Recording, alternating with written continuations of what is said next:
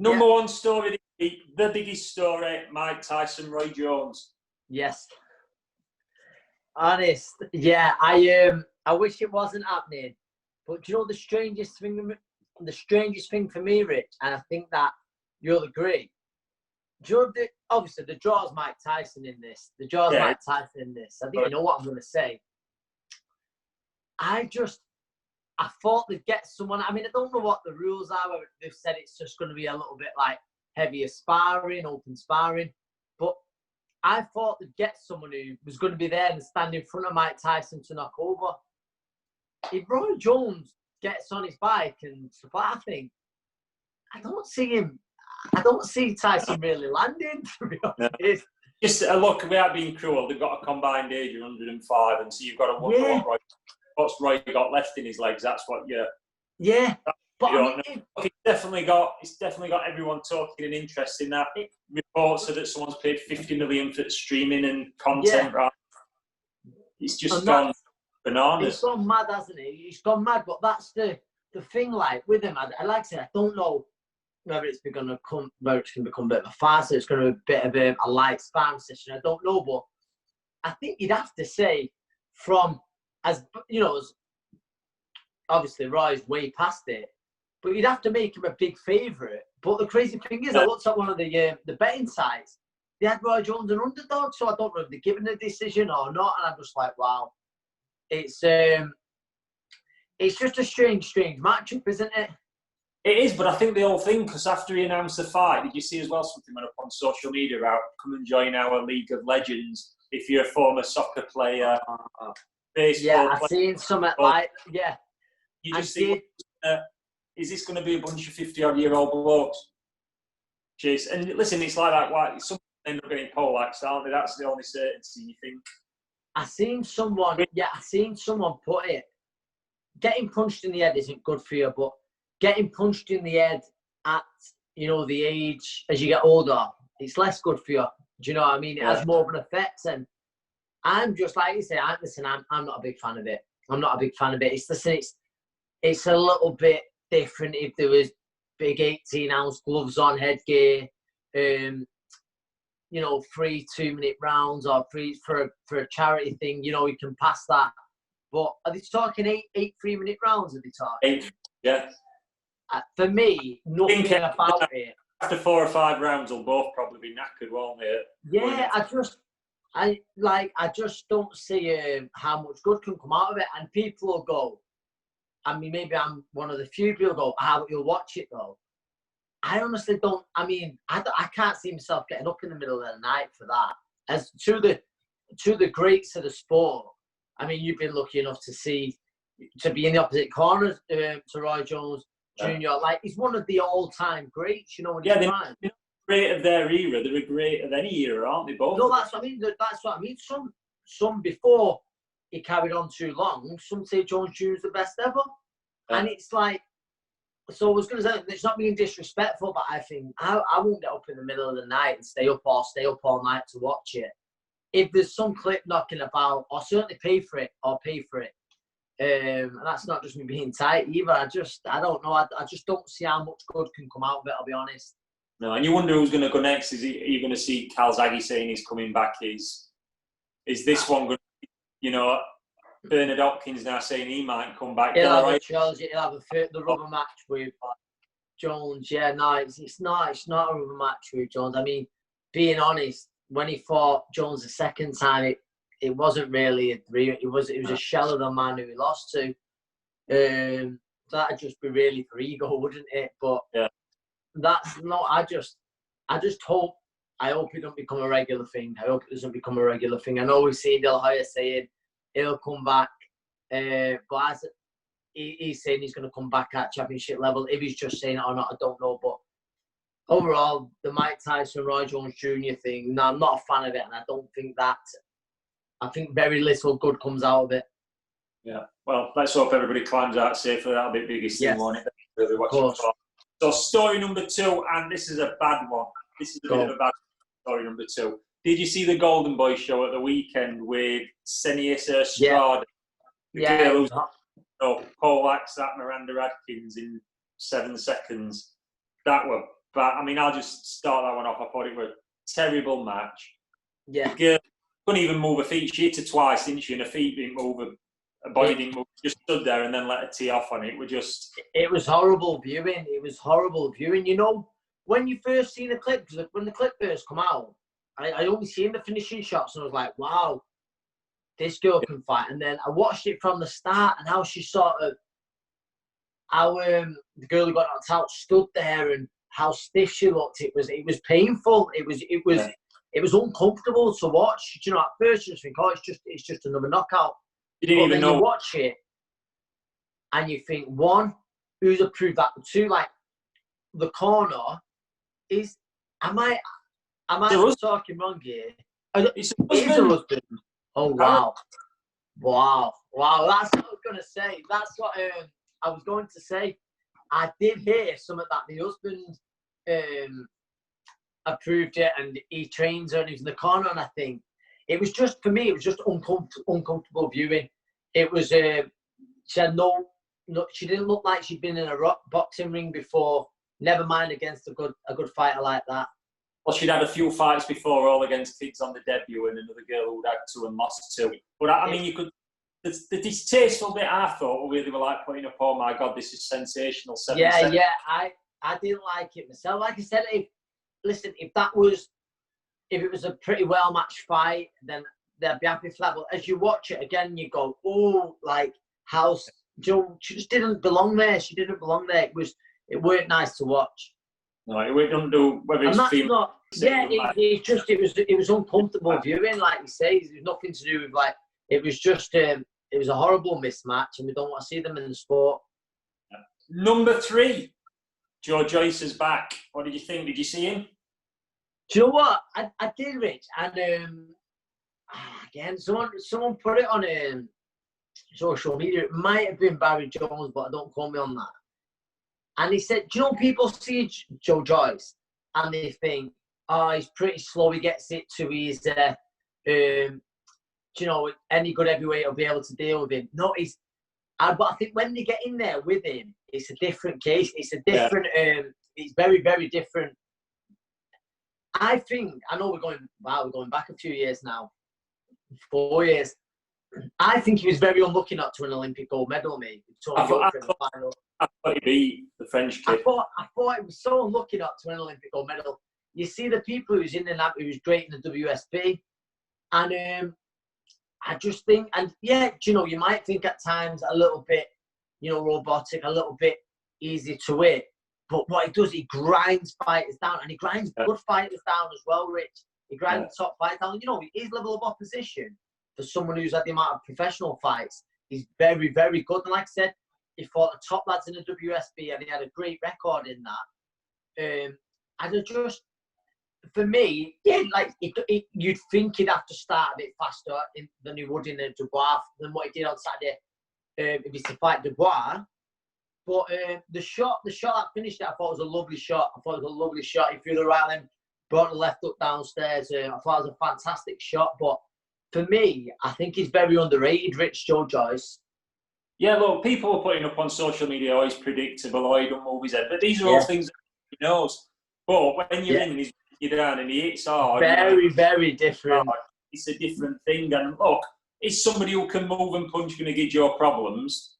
Yeah, without a doubt, we know that. But are they going to be able to keep it up for 12 rounds? Yeah, so it'll be interesting to see. And then obviously Dubois box soon, and we'll be able to see how he looks. Yeah, that's the thing with Dubois. You think if Joyce is still there after 5-6 rounds, and you start thinking, oh wow, could Dubois be in deep waters? Joyce, like I said, people think he's just raw, strong caveman.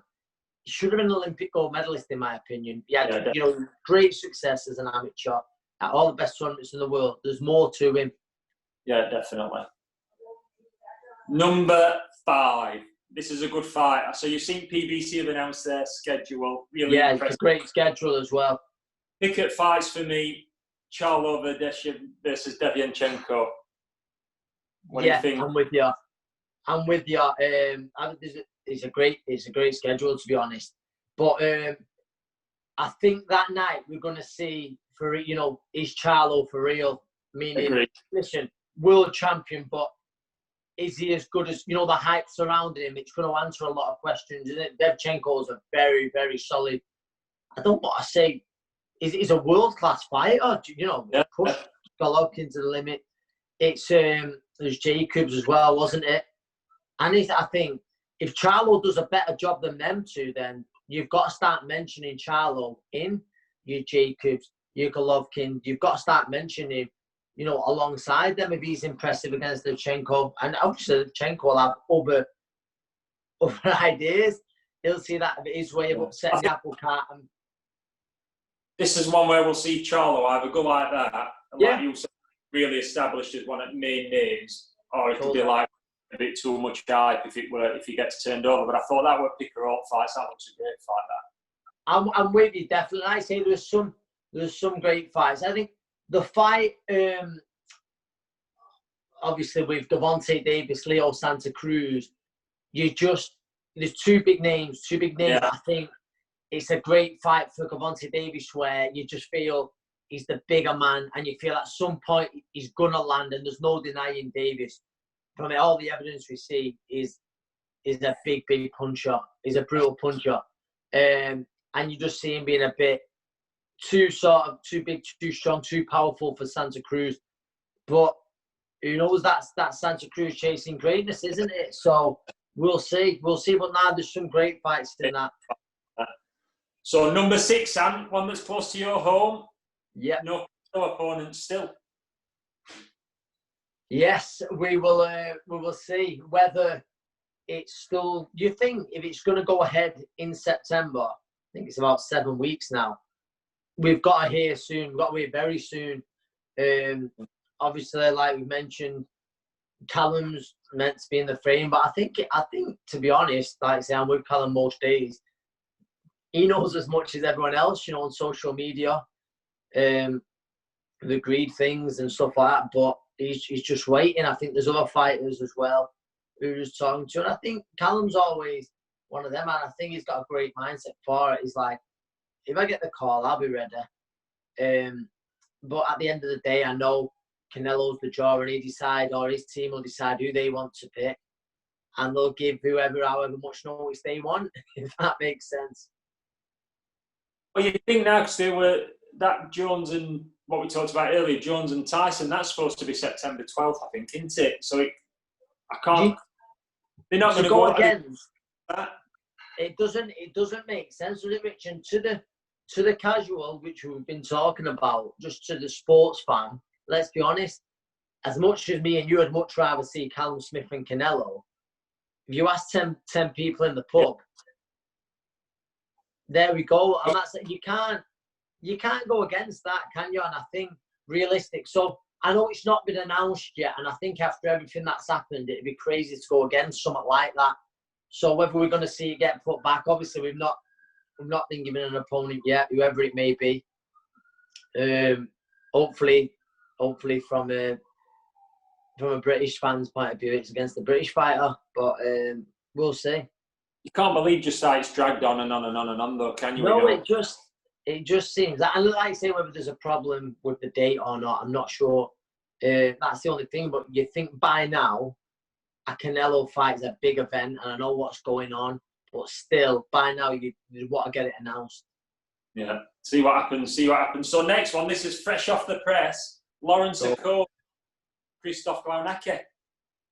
Yes. Do you know what? That's a tough fight, that. Very tough fight. Very, very tough fight. And you know what, Rich? You've got to give Akoli credit, because people forget he only had, again, I say this sort of about Joshua, Olympic gold medalist. Akoli went to the Olympics, but he had a very, very limited amateur career.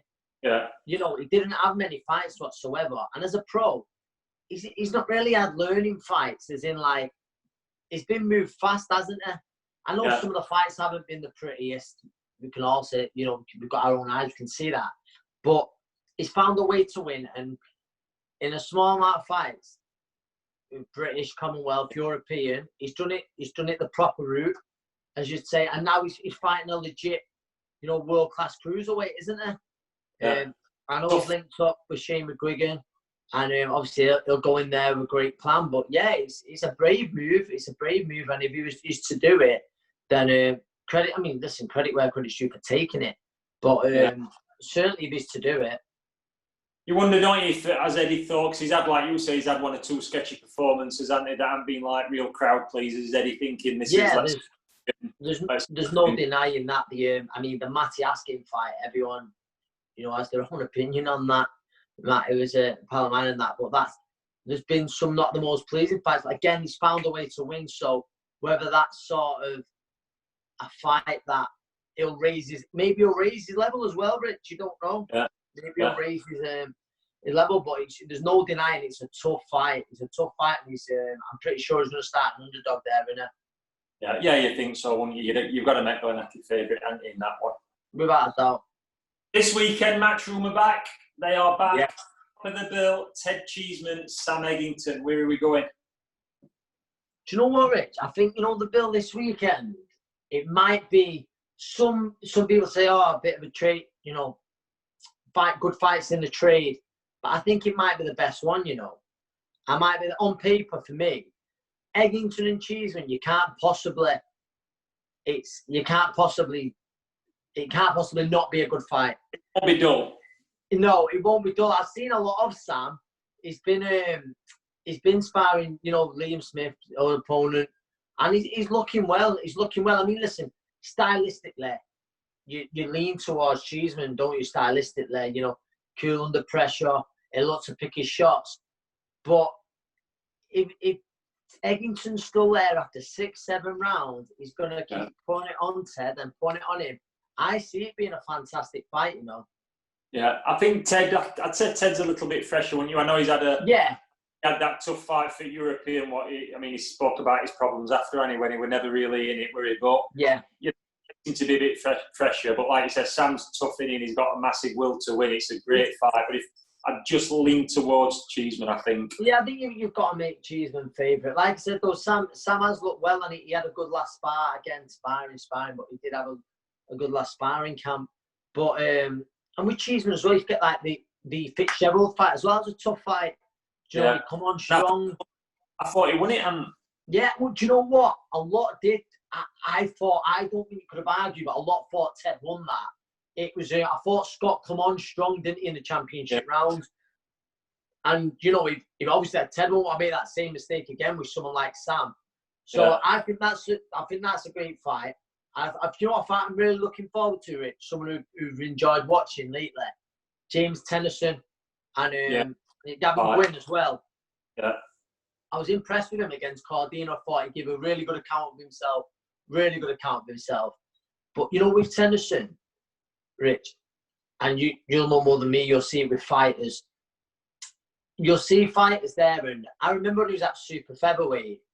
And he boxed Martin Ward, didn't he? We was there. He boxed Martin Ward, didn't he? At Wembley. I think I'm right in saying that, aren't I? Or was that Kakachi? No, that was Ward and Kakachi. Weren't it at Wembley? Yeah, Ward and Kakachi was Wembley. But anyway, Tennyson boxed. But at super featherweight, James looked delicate. Every time, it was no denying, he was a big puncher when he landed. But every time he got hit, he looked delicate, especially to the body. Anyway, then he boxed Tevin Farmer. He did get stuck to the body shots. Am I right there? With I think. Yeah, I think I'm right. And but again, it was just that he's the perfect example of someone moving up in weight and finding his right weight. Like he got the opportunity for a world title, and he went for it, and you can't blame him. But since moving up to lightweight, he looks a different animal. He's had some big knockouts. Yeah, he's and that's what it is. He's relentless. Everyone who spoke to sparred him or been with him must say very, very heavy-handed, and he just looks stronger. And I remember speaking to his manager, Mark Dunlop, for his first fight at the weight, and I said, he looks around, he said, he feels so much better at this weight, and just that extra 5 pounds, it's a lot, isn't it? Especially at that weight. He just feels can keep that strength, enjoy training, and I think he's a perfect example to a lot of young fighters who are boiling him down to the weight, you know, taking that bit out of him. Sometimes you're best going up, and he looks a nice strong lightweight as well, Rich. You see people and think, oh, he's going to be a huge super featherweight. Well, might have been a big super featherweight. But exactly. Well, of course, yeah, he had the punch, but he didn't have, you know, he didn't have the resistance that he now has at lightweight. Another good fight on that card's Jordan Gill, Reece Bellotti. Yes, that's the other one. Another good domestic fight.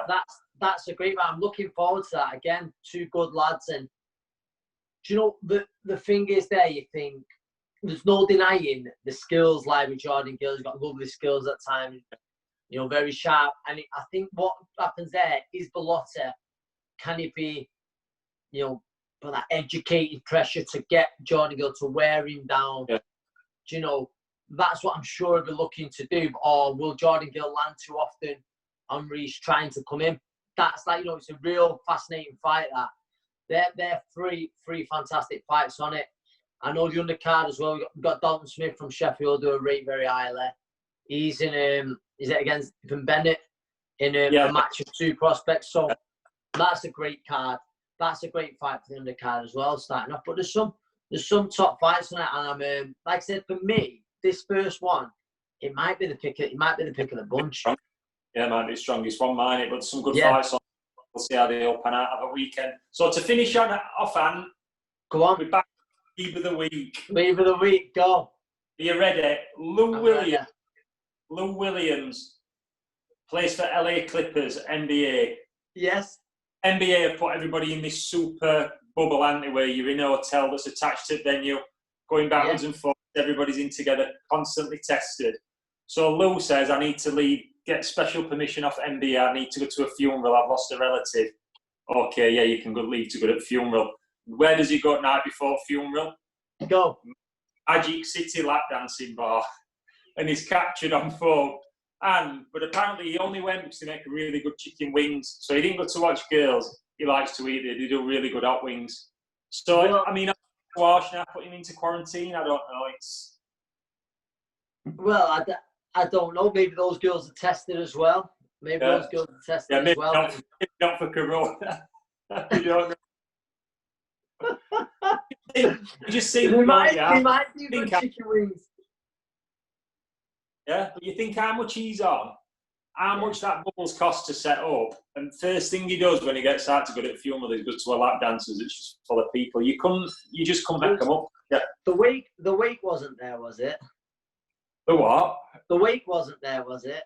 No, I don't think. Well, I don't know. No, it went the night before. That would have been a good. The night before. Maybe they were doing catering. They do good chicken wings. Yeah, they do good chicken wings. So he's been put into enforced quarantine, and they're on about putting all coaching staff and all the rest of the team. So he'll be popular one in team meeting over. Yeah. Thanks for that, Luke. I'm sure they're saying. Yeah, good one. All right, pal. So we'll catch up next week and see what happens. Yes.